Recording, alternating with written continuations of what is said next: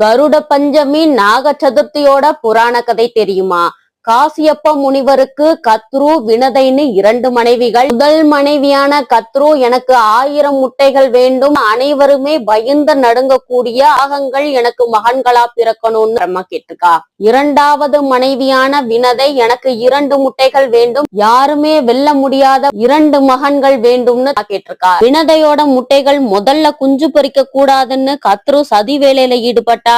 அதன்படி 500 ஆண்டுகளுக்கு பிறகு கத்ருவோட 1000 முட்டைகளும் பொரித்து நாகங்கள் வெளிவந்தது. நீண்ட காலம் ஆகியும் தன்னுடைய முட்டை பொரியாததால் சந்தேகம் அடைந்த வினதை ஒரு முட்டையை எடுத்து உடைத்து பார்த்தாள். இதிலிருந்து முழுமையற்ற ஒரு குழந்தை பிறந்தது. சிறிது காலம் கழித்து மற்றொரு முட்டையில் இருந்து பெரிய இறக்கைகளுடன் பலசாலியாக கருடன் பிறந்தார். நாகர்கள் முதல்ல பிறந்ததுனால நாக சதுர்த்தி முதல்லையும், கருடர் அடுத்து பிறந்ததுனால கருட பஞ்சமி